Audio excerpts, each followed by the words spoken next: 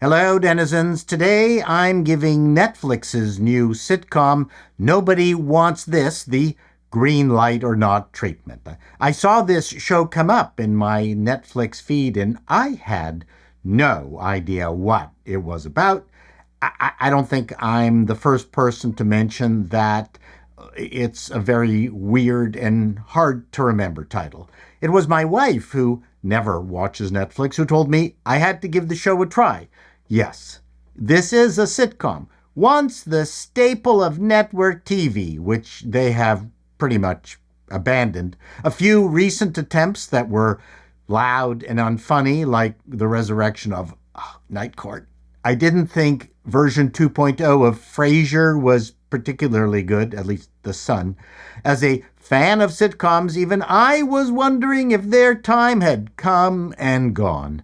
The Office still works, even though Steve Carell announced recently that he would never do the Michael Scott character now because of feelings. Another fine comedian lost to the left's puritanism, as proven by his awful Space Force. Maybe the Three's Company style of farcical sitcom with its over-sweetened laugh track is thankfully dead, but The Good Place was brilliant. And speaking of Kristen Bell, we arrive at Nobody Wants This, which is a very traditional sitcom in many ways, but modernized. Everyone is calling it a rom-com, which I detest. Is it the blueprint for a new generation of sitcoms? Well, we shall see. Anyway, it looks to be gaining good buzz. In fact, it's been picked up for a second season.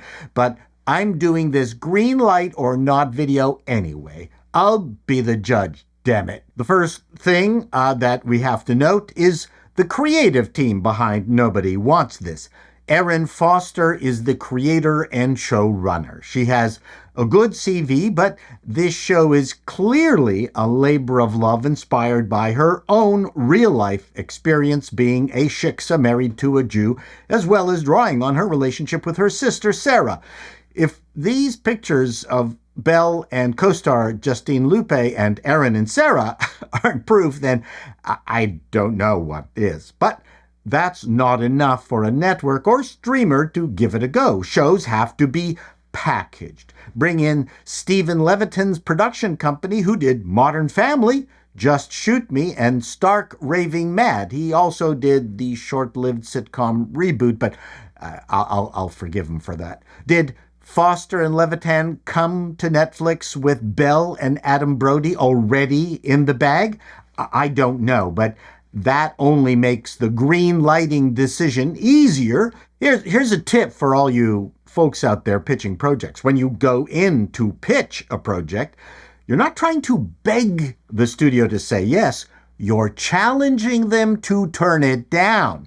This production team gets a healthy 8 out of 10 confidence score. Number 2 on my green light or not checklist is the premise. Does the show have a grabby premise? No, not really. Gentile girl falls for a religious Jewish boy who dreams of being a rabbi. In many ways, it's very much a non-premise. It's 2024. Who cares? Now, when Bernie Slade created Bridget Loves Bernie, a much better title, by the way, back in 1972, depicting an interfaith marriage between a Catholic woman and a Jewish man, starring Meredith Baxter and David Burney, it was a bigger deal, though the show lasted only a couple of seasons. By the way, Bernie Slade was a sitcom legend. I should do a show about him. But Jews and Judaism continues to be a mystery to many people. I guess we're still exotic enough to make this unique. As to the premise question, yes, the premise is clear and obvious. Is it something that will intrigue an audience on its own? I'm not so sure. I'll score this a 5 out of 10. 3 on my GL list is engaging and attractive cast. Okay, apart from Slam Dunk Belle, who plays Joanne, the show stars Adam Brody, playing Noah Rocklove. Brody was on a show called OC. Never saw it. But he's supposed to be a panty melter, and I'm happy to say that the chemistry between Belle and Brody is crackling. Belle is a grade A deliverer of comedy, but she found another gear for the show that I found surprising and refreshing. She plays a grown-up who's confident about her sexuality, well, confused about relationships. However, the confusion is not played for the cheap laughs you might find in a typical sitcom. The whole show is very adult in execution and tone. Huge respect to the writing, which I'll get to. Adam Brody has a wry, geeky charm. He's good-looking without being threatening. Noah is smart and funny. Joanne and Noah sometimes stumble, but they are also willing to talk it out. No teen angst here. They poke fun at each other's shortcomings. The dialogue is sharp, often refreshingly going much longer than one might be used to. The rhythm of the relationship is the best part of the show. I never felt talked down to. Rounding out the cast is Lupe as Morgan, Joanne's podcasting sister. Timothy Simmons plays Sasha, Noah's bigger, lazier, gossipy brother. Jackie Ton as Esther, Sasha's hawk-like wife. Tova Feldsha as Adam's possessive mom. Stephanie Farasi as Joanne's crazy mother. Everyone is fantastic. Sorry if I didn't mention you by name. Cast gets a 10 out of 10. Item 4, home base. The show is based in Los Angeles, and it sure feels like it. LA is all about show-off culture, and everyone here lives it. Its excesses come in for some sharp comedy. Location gets an 8 out of 10. 5. Great stories, well written. I don't want to give away the story, except it's going to be obvious to everyone. This isn't a high-concept show. Nobody Wants This must rely on the characters, their needs, their relationships, sizzling writing, and lots of face-sucking. Thankfully, it has all of that. It also has something I really appreciated. Characters went after the things they wanted. We witnessed the results of their actions. Bad sitcoms rely on outside influences that cause havoc. The best sitcoms have characters creating their own havoc and then solving it. It has the feeling of an Amy Sherman Palladino effort. Anyway, no writing is perfect, so I'll give this an 8 out of 10. Well, that's not true. The Big Clock was a 10, and so was Diabolique. No, never mind.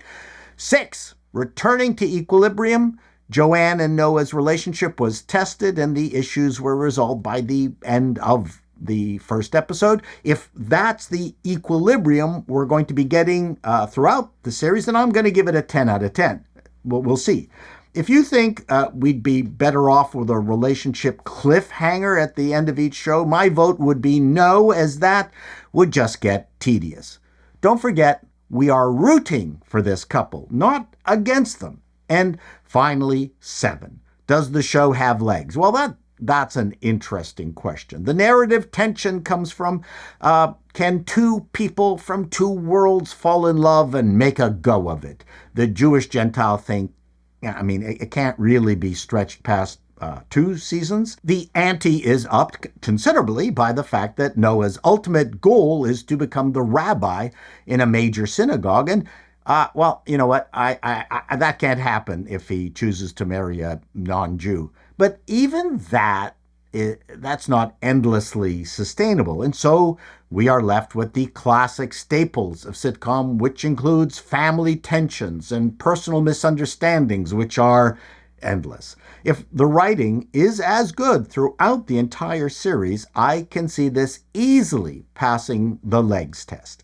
8 out of 10. Well, no mystery regarding green light, yes or no. Yes, of course, and happily so, independent of it already being picked up. I'd look like a schmuck if I hadn't. Knowing that, obviously, I will now watch the rest of season 1. Don't know if I'll do a wrap-up. I hope it's good. Have you seen the series? What do you think?